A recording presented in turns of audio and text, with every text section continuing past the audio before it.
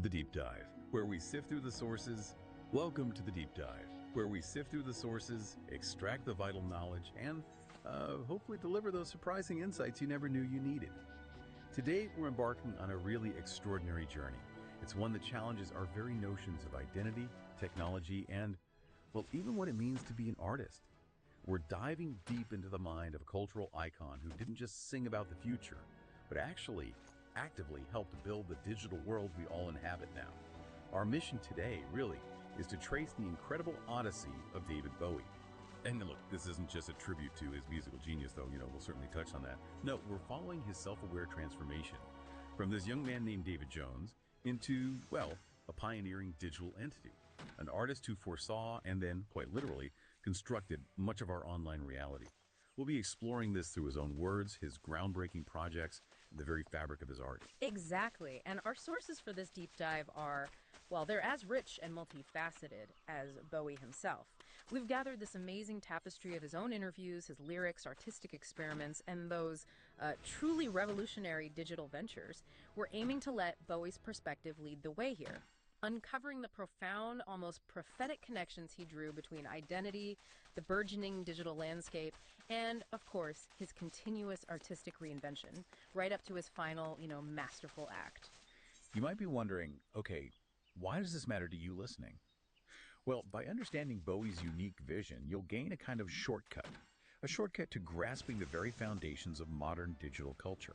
Things like the architecture of online communities, even the nascent ideas of the metaverse concepts he was exploring decades, literally decades, before they became household terms. You're going to hear ideas that sound, frankly, ripped from today's headlines, all conceived by a man who was just operating on a completely different timeline, it seems. He really was. It's quite startling when you look back. Okay, so to truly understand Bowie's forward-thinking approach, we have to travel back, right back to the beginning, to the roots of his relentless need for reinvention.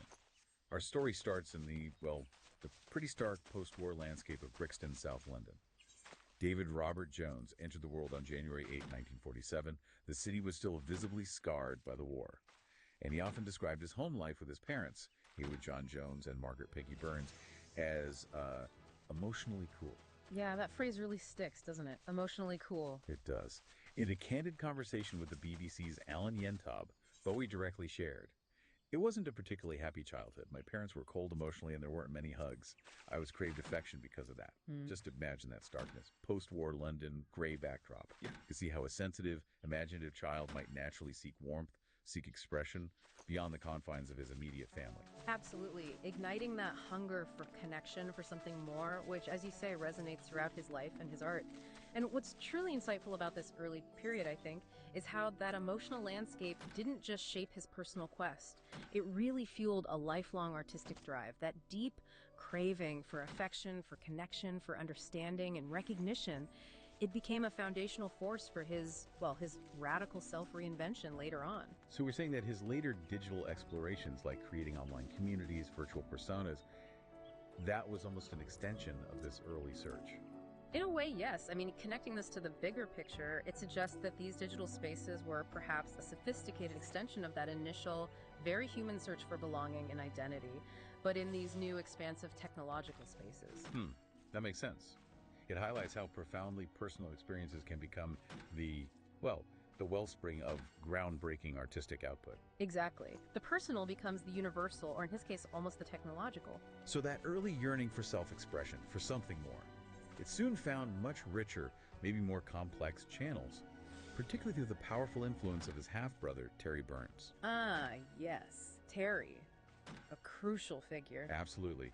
Terry was quite a bit older than David, and he became this vital conduit to a whole new world. He introduced young David to the intoxicating sounds of jazz, the cerebral rhythms of beat poetry, and the artistic demi-monde of Soho, that bohemian, edgy, subcultural underbelly of London. A completely different world from post-war suburbia. Totally. Tragically, Terry later grappled with schizophrenia and faced institutionalization. And that experience, it left an indelible, haunting mark on Bowie. You see it reflected in the work, don't you? Definitely. This profound personal pain transformed into a recurring motif in his work, exploring these intense themes of alienation, psychological transformation, mental health. through many of his most iconic characters, actually. On a maybe a lighter note, his father also broadened his horizons. He introduced him to electrifying American music legends like Little Richard and Fats Domino. Right, planting those seeds. Exactly. These vibrant, audacious sounds planted the initial seeds for future flamboyant personas like, well, Ziggy Stardust is the obvious one. It's easy to visualize the sharp contrast, isn't it? His suburban upbringing versus this dazzling exposure to such diverse, exhilarating influences. It really underscores how these intensely personal, sometimes incredibly painful, experiences the emotional distance at home, the profound struggles of his sibling, coupled with that vital escapism offered by American music. They didn't just remain private, they were distilled somehow into a core artistic and intellectual lexicon that Bowie would draw from for decades. So they became tools in his toolkit almost.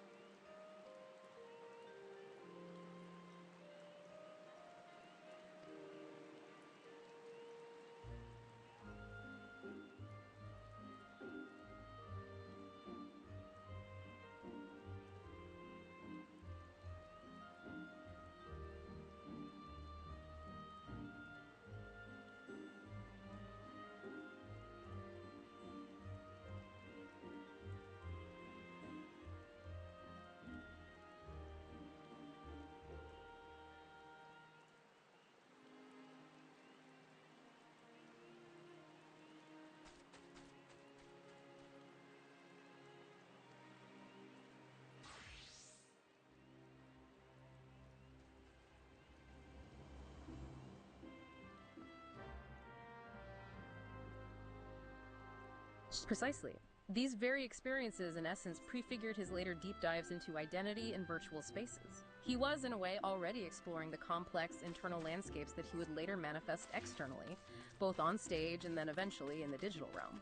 It shows the deep emotional roots of his later artistic choices, revealing a real consistency of purpose across his whole life. So with these diverse, sometimes turbulent influences swirling around him, it seems almost inevitable, doesn't it, that Bowie would begin to experiment with identity very early on, not just naturally, but as a deliberate craft. Yes, the craft part is key. At Bromley Technical High School, his artistic inclinations really started to blossom. And it was there, the sources say, he consciously dabbled in American fashion, mimicry, and the shaping of guises. This wasn't just typical teenage role-playing, messing about. It was a focused, almost academic pursuit, it seems. He articulated this to Jeremy Paxman back in 1999. He said, "I spent all those formative teenage years adopting guises and learning to be somebody." Learning to be somebody. That phrase is so telling. Isn't it? It implies this deliberate, intentional construction of identity, a meticulous craft, rather than just passively finding a pre-existing self. That distinction feels crucial to understanding his entire career. That's a powerful distinction, absolutely. This early, deliberate penchant for role-playing wasn't a passing phase at all. It was the crucible, really, for the continuous, almost ritualistic self-reinvention that became his artistic hallmark. The signature Bowie move. Exactly. Yeah. And if we connect this to the bigger picture, this active learning to be somebody is fundamentally different from simply finding oneself. It suggests an almost architectural, design-oriented approach to identity, which in turn quite clearly lays the groundwork for how he would later approach things like digital avatars and online identities decades later. Right. Seeing them not as mere extensions, but as fully realized constructed selves. It's a profound, almost prophetic understanding of identity in what would become an increasingly fluid digital world. So this journey into otherness, this crafted identity, it wasn't just artistic or philosophical. It actually manifested quite literally in his physical presence. It became an emblem. The I, you mean? The eye, exactly. A pivotal, though accidental, incident during a schoolyard scuffle. He was struck by a friend, George Underwood actually, who remained a lifelong friend and collaborator. But the result was his left eye became permanently dilated. Gave him his signature mismatched gaze. And it's a chorea, technically. Right. And this physical marker became, for many, an emblem of otherness. A striking symbol of androgyny that would weave itself into the very core of his public image. But even before achieving stardom, a young Bowie displayed this intuitive understanding of public image. The long hair protest. That's the one. In 1964, at just 17, he appeared on BBC's Tonight as the self-proclaimed founder of the Society for the Prevention of Cruelty to Long-Haired Men. He confidently declared, "Anyone who has the courage to wear their hair down to his shoulders has to go through hell. It's time we were united and stood up for our curls." Hilarious, but also strategic. What's genuinely striking here is that this was clearly, as you say, a theatrical, parodic protest, meticulously designed to attract attention to his band's appearance and, naturally, their music. Yet it revealed this nascent, almost instinctive understanding of image manipulation and media savvy. He got it early. He really did. This was a sophisticated engine he would later command with far greater artistic substance, from the elaborate construction of Ziggy Stardust right through to his pioneering experiments with virtual avatars. He was already grasping that public perception could be deliberately crafted, that you could skillfully use media theatrics to make a powerful statement about identity and societal norms. It's a foundational piece of his artistic puzzle, showing an early mastery of the medium.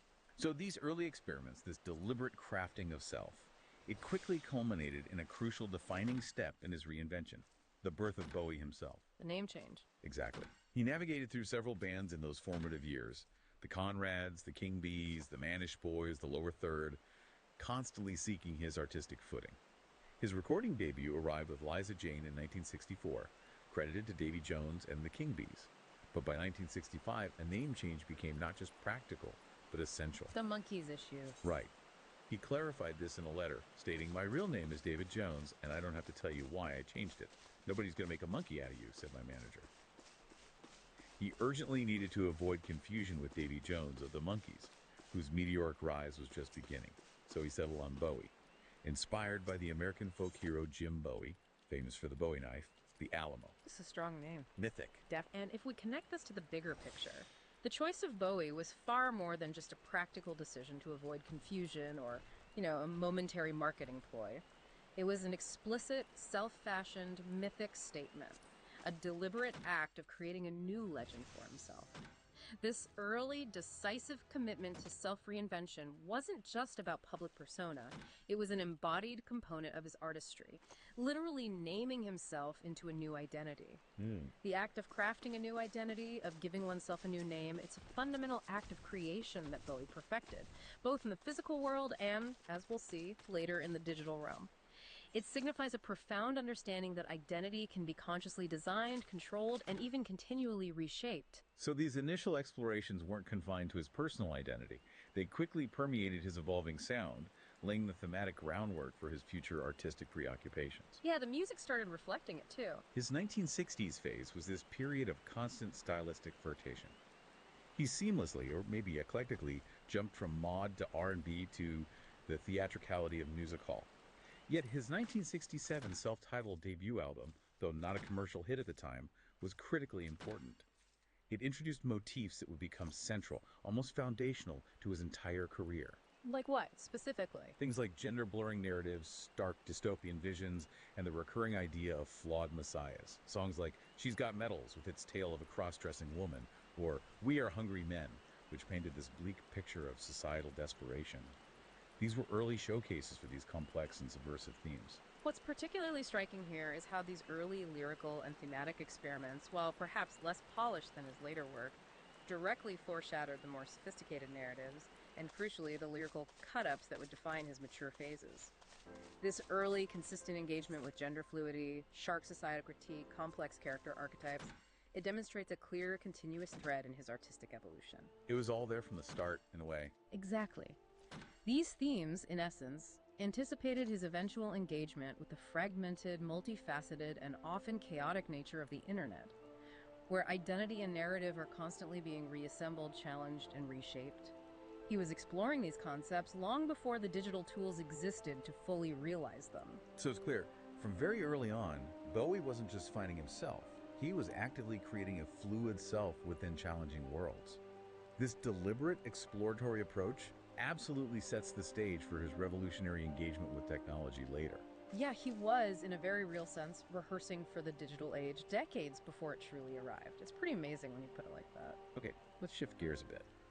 Let's turn our attention to a specific artistic technique that brilliantly bridges Bowie's analog past with his eventual digital future. The cut-up method. Ah, Burroughs and Geisen. Precisely. This wasn't merely a quirky songwriting trick, was it? It was a profound philosophical approach that would uncannily mirror the very structure of the emerging internet. Definitely more than just a trick.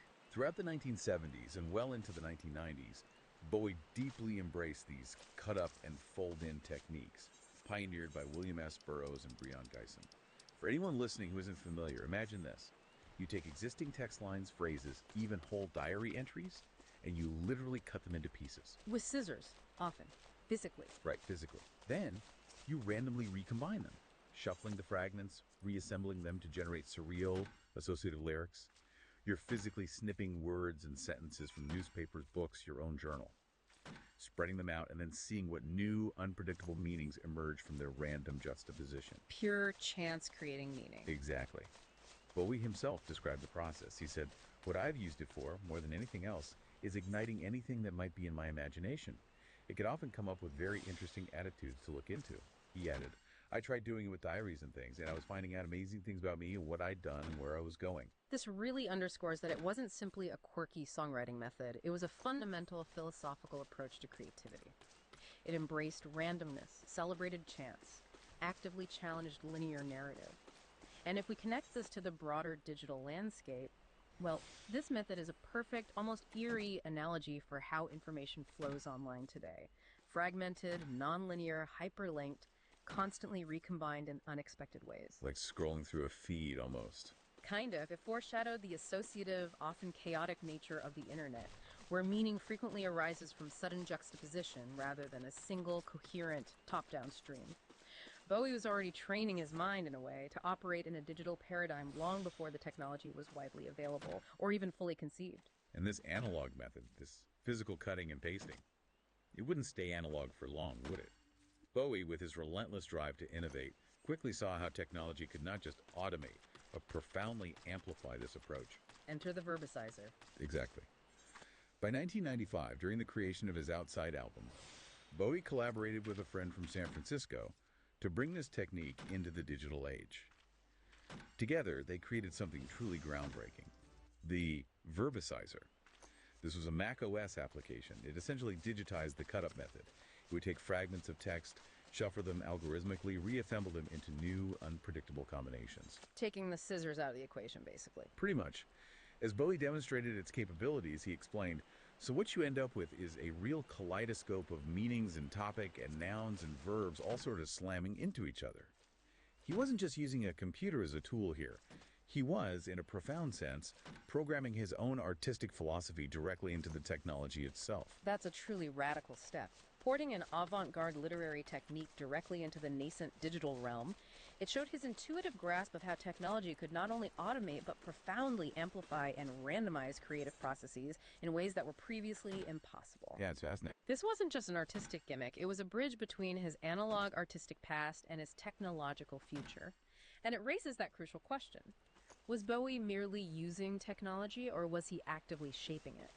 Embedding his artistic philosophy into its very design, almost like a co-creator. The verbicizer suggests the latter, doesn't it? I think it strongly suggests the latter. It positions him firmly as a true digital pioneer, not just an early adopter. And what's truly compelling is that Bowie explicitly saw this very method, this chaos. That form of writing is chaotic, like the internet, and like the internet will continue to be into the future. And then he says this amazing line, the internet really is a technology model of how I think. It thrives on its own chaos. It's willing to change its mind overnight, combine things that shouldn't be bedfellows. I see it as a brother. A brother? That's incredible. Isn't it? This statement is so profound, demonstrating an almost philosophical precognition of a technology that, at the time, was still relatively new and largely misunderstood by the broader public.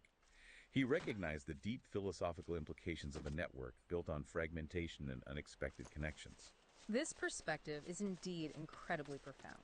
It demonstrates that for Bowie, the internet was never a mere stylistic afterthought, nor just a commercial opportunity for distribution. It was instead the natural extension of his existing artistic methodology. He wasn't just engaging with the internet, he perceived it as an embodiment of his creative self. Yeah. A brother to his own chaotic yet incredibly generative mind. Yeah. This deep, almost spiritual kinship with a nascent technology highlights his visionary capacity to understand the internet not just as a tool, but as a living, evolving entity deeply intertwined with human creativity and identity itself. It's an artist finding his ultimate canvas, you know, not just a new one. It's wild to think about. Bowie wasn't just predicting the internet. He genuinely felt it mirrored his own chaotic, creative mind.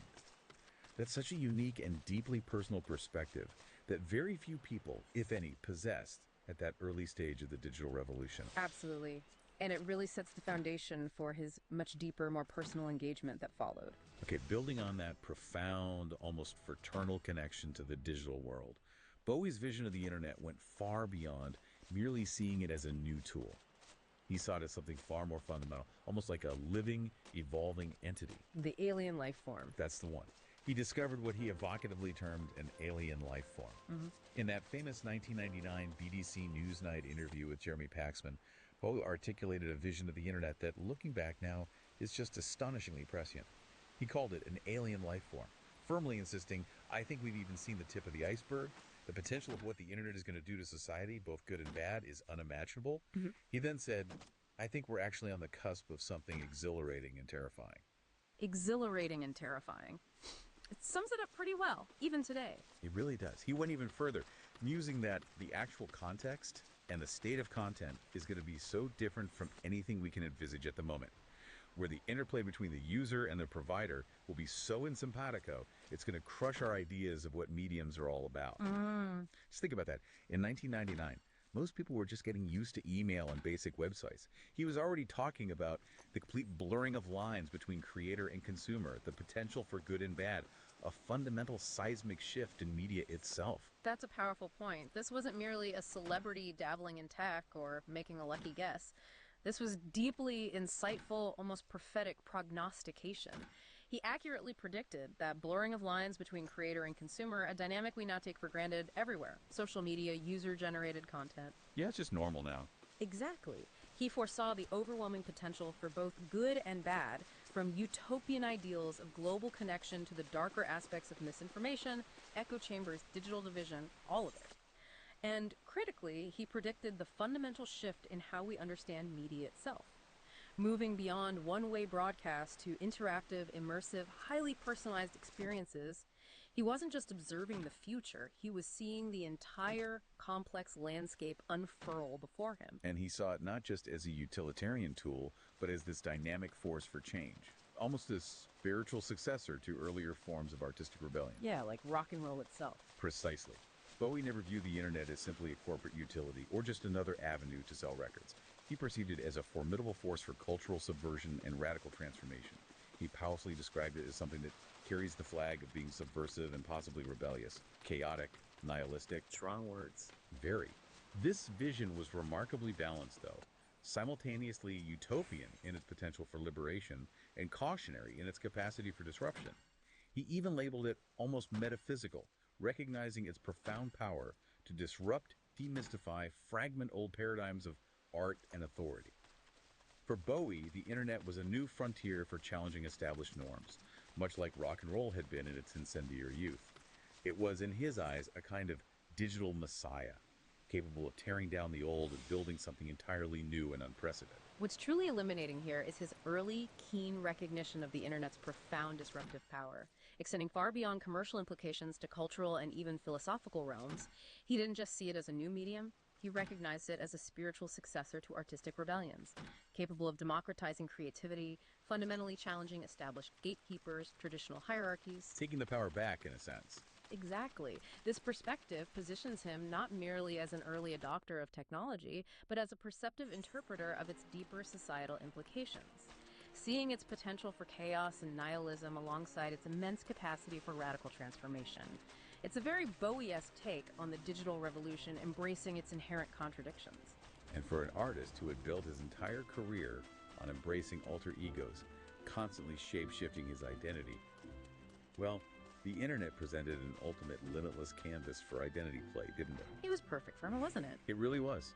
Bowie's perspective, naturally, was deeply rooted in his lifelong practice of self-reflective play and the creation of elaborate personas. He astutely noted in 1999, interaction on the web is a little like a mirror, like communicating with manifestation of yourself. Wow, manifestation of yourself. That's deep. It is. He suggested that digital interaction would allow for entirely new forms of multiplicity and persona, effectively reversing the traditional one-to-many model of performer and audience.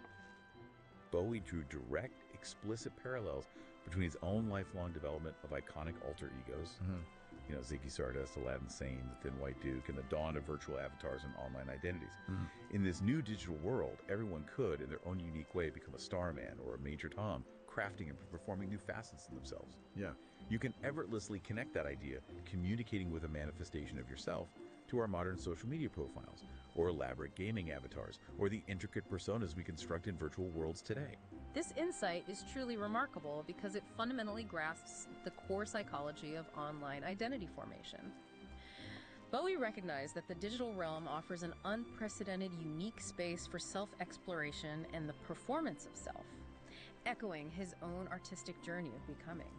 He blurred the traditional boundaries between performer and audience, envisioning a future where everyone could be a creator of their own persona, a curator of their own digital self. Like everyone gets to be an artist of the self. Precisely. This wasn't just a casual observation, it was a profound anticipation of how online spaces would become vast playgrounds for identity, multiplicity, self-expression, a concept that, when you look around, underpins so much of our digital culture today. Oh, yeah. He understood that the internet provided an immediate, accessible stage for perpetual reinvention.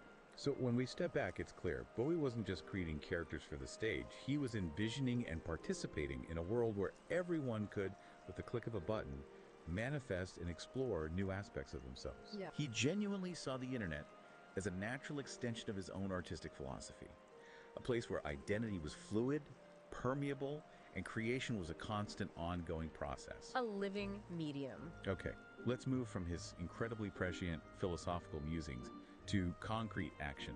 Because Bowie didn't just talk about the digital future, he actively built it. And perhaps his most audacious, ahead-of-its-time experiment was BowieNet. Ah, BowieNet, truly groundbreaking. On September 1st, 1998, Bowie made history.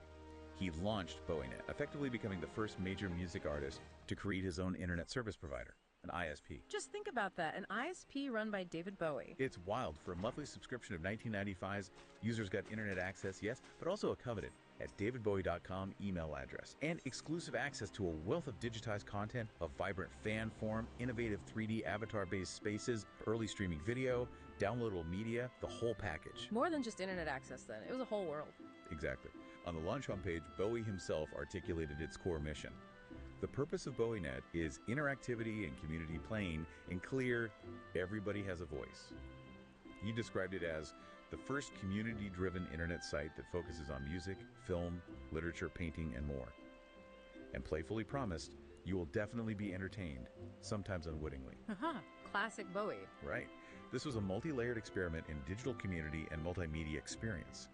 A direct, tangible application of his vision for the internet as a collaborative, identity-rich space. It wasn't merely about selling music, it was about meticulously building an entire digital universe. This initiative profoundly redefined the traditional artist-fan relationship. Bowie wasn't just pushing content out to his audience in a one-way broadcast. He was actively inviting them in, fostering genuine interaction, encouraging co-creation, cultivating a profound sense of shared community in a way few other artists or entities imagined at the time. It was revolutionary, really. It absolutely was. This move demonstrated a deep, almost innate understanding that the future of artistic engagement lay in dialogue and participation, not just monologue and passive consumption. It wasn't merely a technological gambit, it was a powerful philosophical statement about the evolving role of the artist and the audience in an increasingly digital, interconnected age. And the features BowieNet offered were truly groundbreaking. Astonishingly decades ahead of their time when you look back. They really hold up, don't they? They do. BowieNet offered custom email and generous web hosting, giving fans personalized at davidbowie.com addresses and 5 MBs of web hosting space. This move actively empowered them to create their own websites and digital identities, like early GeoCities pages or personal blogs, fostering a vital sense of ownership and creative expression among his community. Giving them the tools. Exactly. Members also gained exclusive access to this treasure trove of content. Live performances, rare music videos, a digital diary penned by Bowie himself, expansive photo galleries, original artworks, even unreleased tracks. A clear, direct precursor to modern subscription platforms like Patreon or premium tiers on YouTube. Content behind a paywall, but also community. Right. But it wasn't just passive consumption. BowieNet boasted incredibly active forums, dynamic chat rooms, bulletin boards, occasionally graced by Bowie himself, which fostered incredibly rich fan interactions, collaborative discussions, creative sharing, essentially laying the foundational kernel for modern social media community management. He was moderating his own fan site, in a way. Pretty much. Yeah. And critically, true community collaboration was at its heart. Members continuously contributed both written and graphic submissions, which Bowie personally encouraged and celebrated, truly embodying the collaborative spirit of the entire site. What's truly remarkable here is that each of these features, which we now consider standard on platforms like Facebook groups, Reddit, YouTube Premium, or even personal website builders, they were genuinely revolutionary in the late 1990s. BowieNet effectively built a proto-social network and a comprehensive multimedia platform years before these concepts were widely adopted or even fully envisioned by the mainstream. It was everything rolled into one. Exactly. This wasn't merely a collection of disparate features. It was a holistic, integrated vision for digital engagement that seamlessly brought together content, community, and sophisticated creative tools. It profoundly shaped the expectations for what an artist's online presence could be, anticipating the interactive and participatory nature of what would later be termed Web 2.0. But Bowie took this revolutionary step even further, moving into truly immersive digital environments, something that we're only now widely discussing as the metaverse. Bowie World. In October 1999, BowieNet unveiled Bowie World, an ambitious 3D virtual reality city developed in partnership with Worlds.com.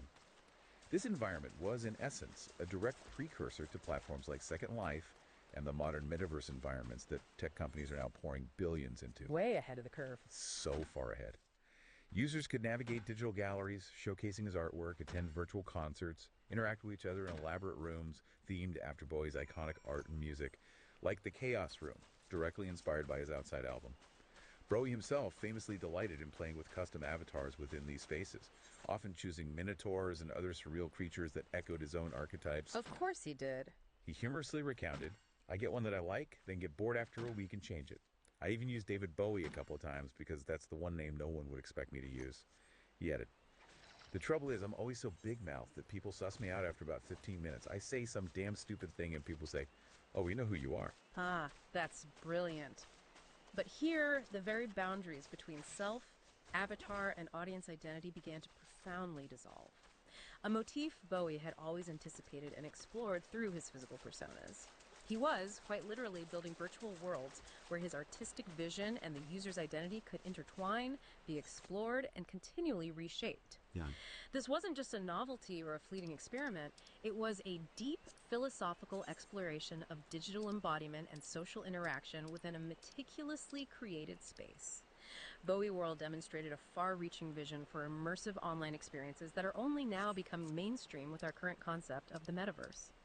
It truly exemplifies his role not just as an artist, but as an architect of our digital future. It's astounding. Bowie wasn't just speculating about the metaverse, he was actively building it, experimenting with identity and interaction in ways that are only now being widely embraced and understood. And his innovations weren't confined just to platforms. Critically, they extended to how music itself could be distributed and collaboratively created. Right, the music aspect was just as radical. BowieNet truly pushed the boundaries here. In 1996, his song Telling Lies achieved a historic milestone, the first downloadable single by a major artist, distributed directly via email and Bowie's own website years before iTunes or Spotify even existed. Think about that. Your favorite artist sliding into your DMs, but through dial-up. Exactly. Then, in 1999, he released a live album, livesandwell.com, exclusively to BowieNet subscribers as downloadable content. An utterly radical move when streaming was barely a nascent idea. Very few were thinking that way. Almost none at his level. But perhaps the most incredible example of his collaborative foresight was What's Really Happening, also in 1999. For this single, Bowie extended an open invitation to fans to submit lyrics online. An astonishing 80,000 participated. 80,000? 80,000. The winning collaborator, Alex Grant, co-wrote the song, which was then recorded live during a webcast using a 360-degree camera, a groundbreaking music industry and internet first. Bowie himself expressed his excitement, saying, "Opening my initial thoughts on what's really happening for input on the web was a unique songwriting experience." He looked forward to sharing the final cyber song with his co-writer and the web at large in a 360-degree interactive adventure. These projects pushed the very frontiers of digital interactivity, distribution, and co-creation in ways that were truly revolutionary for their time. Telling Lies quite clearly prefigured the entire direct-to-fan marketing model that is so prevalent and essential today, allowing artists to bypass traditional gatekeepers entirely. Yeah, straight to the source. And What's Really Happening foreshadowed the collaborative content creation and even crowdfunding models we now widely see on platforms like Kickstarter or Patreon. These weren't just fleeting experiments. They were active, demonstrable manifestations of Bowie's deep commitment to making art a shared, dynamic, and openly collaborative experience, genuinely showing us how technology could democratize and enrich creativity. And what's truly remarkable is how deeply Bowie himself engaged with this burgeoning community, this digital ecosystem that he had so meticulously created. He wasn't just the architect, he lived there too. He was part of the community. He consciously and often playfully blurred the line between celebrated artist and community member. He frequently visited his own forums and chat rooms, posting under various secret aliases like Sailor. He would actively read posts, thoughtfully answer questions, drop enthusiastic rave reviews. He famously championed Arcade Fire's Funeral album through this very channel. I remember that. And sometimes just lurk anonymously to observe candid discussions, even those about himself. He revealed, "At least 2 or 3 times a week, I go into the rooms on my site, anonymously generally, but sometimes I have a name that they know me by." He added, "Mr. C, I got several addresses, so it would be very hard for them to, I know some of you know what they are." Playing games, even then. Always. For Bowie, the primary point was never self-aggrandizement. It was about fostering genuine community. He eloquently stated, "The best thing that's happened with our site, it has produced a kind of community feel, that one doesn't become the focus of everything." And then he said, It's amazing how much you get into their lives and find out about what they're doing and what's interesting them other than being part of the Bowie net. This approach raises such a crucial question about authenticity and genuine connection in online spaces, a question Bowie was exploring decades ago. He demonstrated a profound understanding of what makes virtual communities truly thrive: reciprocity, an openness to diverse creative input, and a genuine willingness to demystify the traditional artist-audience divide. Yeah, breaking down that wall. Exactly. This approach not only anticipated but fundamentally shaped the dynamics of social media today, where direct artist engagement, fan interaction, even artist lurking are now common practice. He understood that true community is built on shared experience and mutual curiosity, not just one-way consumption from an elevated platform. So if we look at the bigger picture, Bowie was essentially the original Stan account, lurking in his own forums, actively shaping a community that felt genuinely shared and collaborative. That's one way to put it. He was an artist, an ISB owner, a content creator, and a dedicated community member, all seamlessly rolled into one. It's quite an astonishing blend of roles for an artist of his stature. Truly unique. Okay, beyond the groundbreaking Bowie net, our deep dive reveals that Bowie continued to push the boundaries of virtuality, extending his elaborate personas and profound thematic explorations into the burgeoning world of video games and transhuman fictions.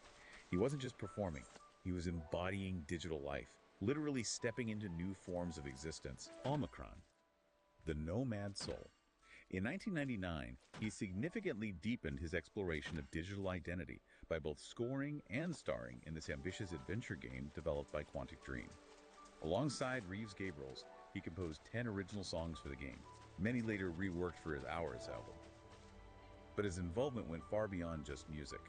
Bowie appeared in the game as the revolutionary digital prophet Boz. Boz, an entity existing purely in electronic form within Omicron's network. Exactly, and as the charismatic leader of an in-game band. Even his wife, E-Man, lent her likeness to portray a playable character. The whole family got involved. Pretty much. Bowie spoke of the music's emotional core, saying, "My priority in writing music for Omicron was to give it an emotional subtext. It feels to me as though Reeves and I have achieved that." The Omicron narrative wasn't merely a game. It deliberately blurred the boundaries between player identity and character, featuring potent motifs of reincarnation, body swapping, digital immortality. And all classic Bowie themes. Right. He wasn't just lending his name or his voice. He infused his unique philosophical vision directly into the game's DNA, creating a profound digital doppelganger. What's particularly striking here is how Omicron truly virtualized so many of Bowie's central artistic themes. The very concept of a digital prophet like Boz directly mirrored Bowie's own prophetic vision of the internet as an alien life form. The game's intricate narrative themes of identity transformation, reincarnation, digital persistence, they were clearly not accidental. They were a deliberate, thoughtful extension of Bowie's lifelong artistic preoccupations into a new, highly interactive medium. So games is art, basically. Absolutely. This demonstrates his profound understanding that video games could serve as a powerful canvas for deeply philosophical and artistic exploration, far beyond being mere entertainment. It's an instance of an artist using a new medium to continue a lifelong dialogue. And his profound influence in gaming didn't stop with his direct involvement in Omicron, did it? His expansive universe spread through both subtle and explicit nods in other major titles, subtly shaping the interactive landscape. His fingerprints are kind of everywhere, if you look. They really are. Bowie's unique personas and iconic music became a recurring, almost ingrained reference point throughout the gaming world. For example, Metal Gear Solid. The legendary creator Hideo Kojima liberally sprinkled his stealth action franchise with numerous Bowie nods. Oh yeah, Kojima's a huge fan. Clearly, the private military company Diamond Dogs in Metal Gear Solid V. The Phantom Pain, that's a direct, unmistakable allusion to Bowie's influential 1974 album. Codenames like Major Tom, a clear, resonant nod to Space Oddity and Ashes to Ashes. Countless lyrical quotations seamlessly align the Bowie mythos with the potent themes of alienation, shifting identity, profound transformation, themes so prevalent and central to Kojima's own acclaimed work. It's a perfect fit thematically. It really is. Beyond these deeper narrative connections, Bowie's universally beloved songs like Space Oddity and Life's Dance also made appearances in widely played rhythm games like Rock Band, Amplitude, Elite Beat Agents, introducing his sound to new generations of players. What's truly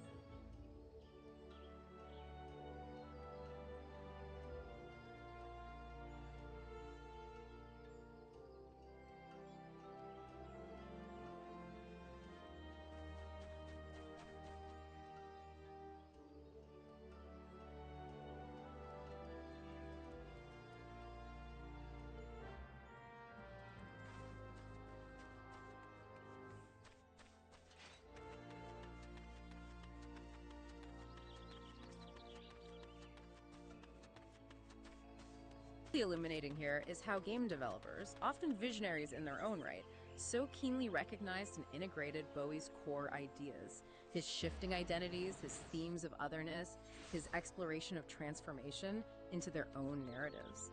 This isn't merely fan service or a superficial homage. It's a powerful testament to the universal appeal and profound thematic resonance of Bowie's work. Yeah, it goes deeper. It does. It demonstrates how his creative universe extended far beyond traditional music and film, becoming a potent cultural touchstone that permeated and enriched new interactive digital art forms.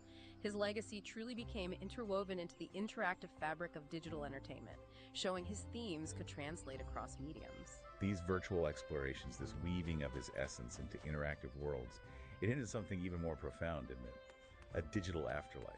Yeah. Not accidental, but meticulously crafted by Bowie himself. Yeah, the story continues even after. Well, after. Exactly. Beyond the vibrant landscapes of Bowie world and the narrative depths of Omicron, Bowie continued to actively envision and participate in forms of digital afterlife.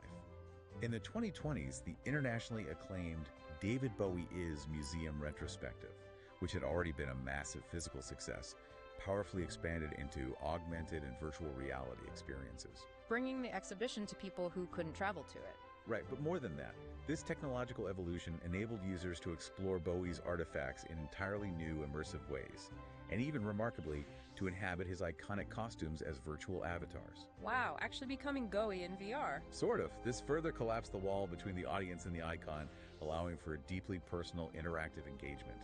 His virtual presence, already vividly foreshadowed by his own pioneering digital projects, now persists as what we can truly call a spectral digital afterlife.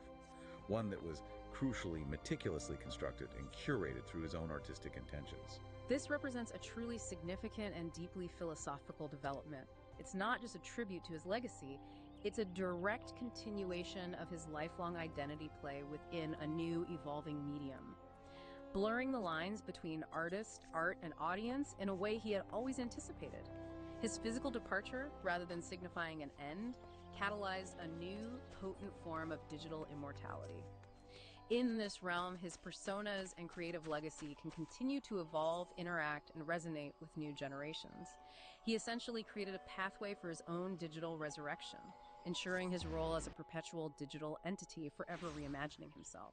It's astounding when you think about it. Bowie quite literally created a pathway for his own digital immortality, blurring the lines between art, identity, and technology, even after his physical departure. He became the architect of his own digital afterlife, a true master of post-mortal reinvention. He really did. Speaking of afterlives and profound transformations, Bowie's engagement with mortality wasn't a sudden late career shift, was it? It was an ongoing artistic thread woven throughout his entire creative life, a constant dialogue with death, and crucially, the persistent possibility of resurrection. Death was always present in his work, right from the start. Absolutely. From the very outset of his career, Bowie engaged in this profound, almost ritualistic dialogue with mortality. Early songs like the unsettling Please Mr. Gravedigger or the bleak We Are Hungry Men invoked death, both literally and metaphorically, setting a tone of existential inquiry. Throughout iconic albums like The Man Who Sold the World, Diamond Dogs, the seminal Ziggy Stardust, death functioned as both a compelling narrative device and a recurring existential motif. It symbolized transformation. Exactly. Transformation, impending apocalypse, and the persistent possibility of spiritual or creative resurrection. Bowie himself reflected on this deep engagement. He stated in Esquire back in 2004, "Confront a corpse at least once. The absolute absence of life is the most disturbing and challenging confrontation you will ever have." Intense. Very. This dance with the dark side not only haunted his memorable characters, Major Tom, Ziggy, Halloween Jack, the Thin White Duke, but ultimately became a powerful metaphor for artistic renewal. The creative death that must always precede true reinvention. Like shedding skin. Precisely. You can vividly recall how a character like Ziggy Stardust famously died on stage, only to allow Bowie's next, equally compelling persona to emerge. A consistent pattern he repeated throughout his transformative career. This consistent, almost symbiotic engagement with death wasn't morbid in the conventional sense. It was deeply integral to his entire creative process. It highlights how for Bowie, death wasn't simply an endpoint, but a powerful catalyst for profound transformation, a necessary and active element in his perpetual cycle of artistic reinvention. So the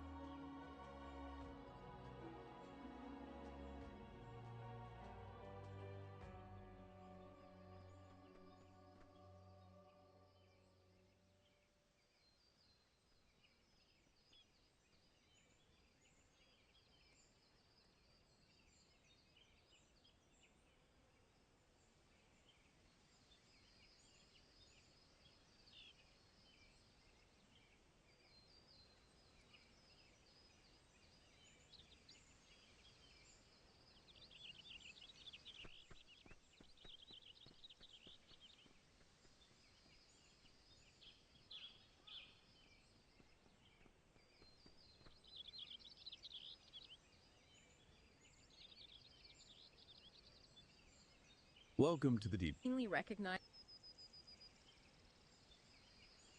transformative career.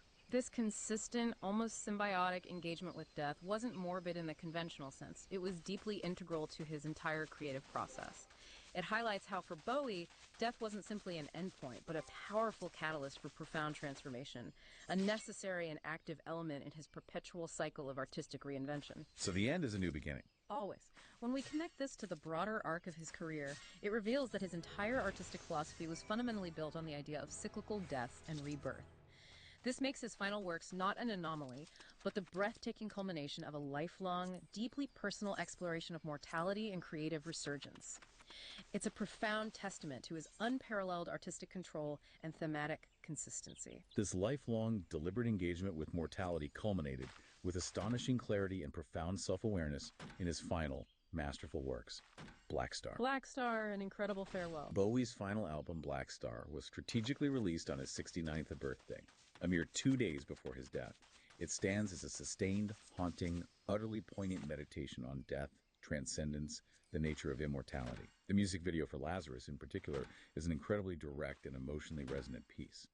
It presents him vulnerably in a hospital bed, blindfolded, bandaged, yet powerfully rising up and writing feverishly before retreating into an armoire. That armoire like a coffin. Exactly how many interpreted it.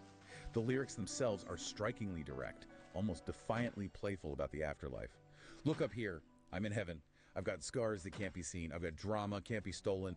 Everybody knows me now.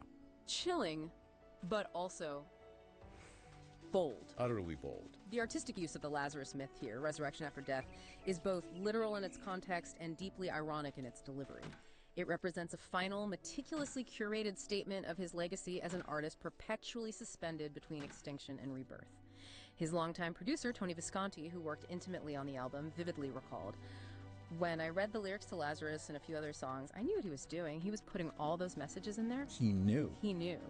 Visconti continued, "Like that first verse of Lazarus, look up here, I'm in heaven. I heard that and I smiled. I know what you're saying, David," and he laughed.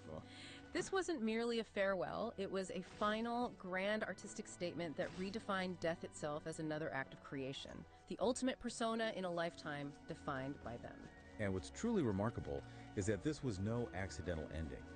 No quiet, unscripted fading away. It was meticulously orchestrated. A final, monumental act of artistic control. He stage managed his own exit. He really did. Bowie's final works are profoundly marked by conscious ritual and an almost defiant desire for transformation, even in the very moment of death.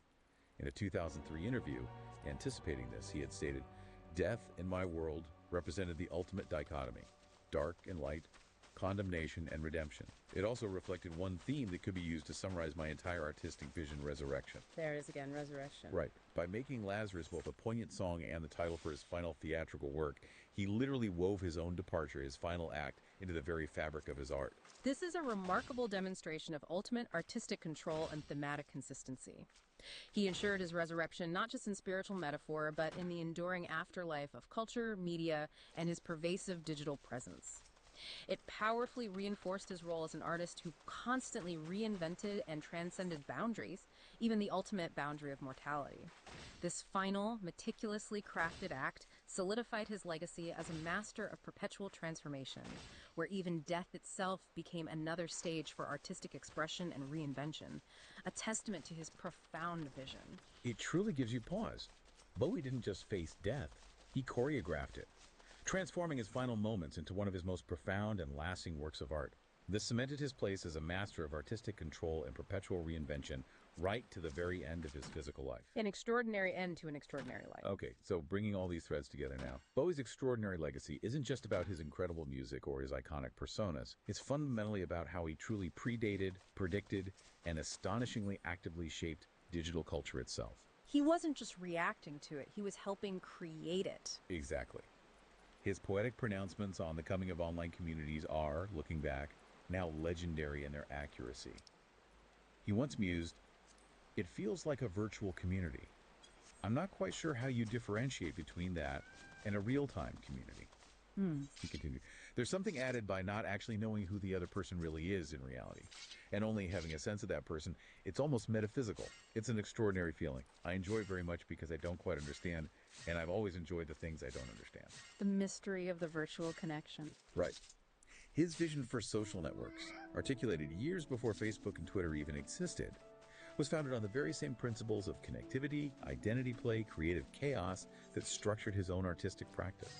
He truly understood the profound allure of anonymity and the metaphysical connection it could foster in these new digital spaces. Think for a moment, those listening, about your own experiences in online communities. How often do you feel that metaphysical connection with someone you only know virtually? How much freedom does that anonymity offer you for self-expression? He got that way back then. This insight reveals his truly profound foresight. He instinctively grasped that the digital realm would offer a unique space for interaction where the traditional markers of identity could be fluid, allowing for entirely new, often deeper, forms of connection. His understanding of anonymity wasn't about hiding or deceit, it was about the freedom it offered for unconstrained self-expression and for forming bonds based on shared interests rather than pre-existing social constructs. He perceived the internet not just as a tool, but as a space that resonated directly with his own artistic exploration of multiplicity and identity, a fundamental principle that underpins how social media and online communities have evolved. And he also had that powerful, recurring metaphor for this new digital world. The one that brilliantly closed the loop on his most famous science fiction themes. The alien landing. The alien landing. Bowie continually framed the internet as an alien life form, a transformative, destabilizing intrusion that promised both rebellion and revolution. He famously quipped, "Is there life on Mars? Yes, it's just landed here." Explicitly, even playfully, closing the loop between his science fiction lyrics and his deep techno-futurist philosophy. Bringing Ziggy into the digital age. Exactly. By the time of his death, this metaphor had hardened into a remarkable, profound reality. Bowie himself had, in a sense, survived beyond his biological limitations, transmuted into data, into avatars, into a form of digital consciousness. The alien had truly landed, and he had, in his own unique way, become an inextricable part of it. This raises such an important question for us to ponder. If the internet truly is an alien life form, as Bowie so presciently suggested, what are its long-term evolutionary implications for human identity and creativity? Bowie understood this better than most, seeing the digital realm as a space where the very boundaries of what it means to be human could be expanded, redefined, perpetually explored. His metaphor was not just poetic, it was an accurate, deeply insightful, almost existential way of understanding the profound, transformative shift that the internet would bring to our lives and our sense of self. And this foresight wasn't just philosophical. It had concrete, enduring impacts that resonate directly with the digital landscape we inhabit today. You see his influence everywhere. You really do. The innovative foundations Bowie laid for digital music distribution, the pioneering online fan communities he cultivated, his early experiments with interactive performance, his profound insights into avatar-based identity, all these aspects still resonate with astonishing clarity today. His groundbreaking innovations directly anticipated streaming music services, the rise of virtual fan clubs, the collaborative models of participatory creative projects, and even the complex, immersive metaverse that tech visionaries describe as our future. He wasn't merely an early adopter or a celebrity dabbling in new tech. He was truly an architect, a visionary builder. He constructed tangible prototypes of our digital present and future, deeply embedding his profound artistic and philosophical principles into these emerging mediums. Yeah. His work provided a blueprint, a master plan, demonstrating how an artist could not only navigate but actively shape the digital frontier, fundamentally influencing how we connect, create, and experience art in this interconnected online world. He showed us the way forward. What a legacy. David Bowie didn't just sing about the future, he actually built it, piece by digital piece, creating a blueprint for how we connect, how we create, even how we exist online today. He literally became the future he envisioned, manifesting his own artistic philosophy into digital reality. Quite a journey. So as we bring this deep dive to a close, let's just reflect on Bowie's incredible odyssey. From that young David Jones in post-war Brixton, craving connection, experimenting with guises, to the artistic visionary who saw the internet as an alien life form and then actively participated in its creation. Bowie's journey was a continuous, self-aware act of perpetual reinvention. He seamlessly merged his intensely personal quest for identity with his profound technological foresight. Indeed. Bowie's digital odyssey, embracing the internet as an alien life form, pioneering online identity as community, self-play, metaverse. It wasn't simply prescient, it was a natural, inevitable continuation of his core aesthetic and philosophical preoccupations. His entire artistic output interrogated and anticipated the fluid, collaborative, recursive nature of digital existence, blurring every boundary in its path right up to the very end. And as we reflect on this incredible self-crafted legacy, we're left with his own poignant words from Lazarus, a final powerful statement of transformation. This way or no way, I'll be free, just like that bluebird. Bowie created the future by becoming it, a digital entity, a community, a legend living on beyond the binary horizon. So we leave you with this thought. How might you, in your own unique way, embrace the chaos and creativity of the digital world to reinvent yourself and connect with others? Carrying forward Bowie's audacious blueprint for perpetual reinvention and creative rebirth. Something to think about. Definitely something to think about until our next deep dive.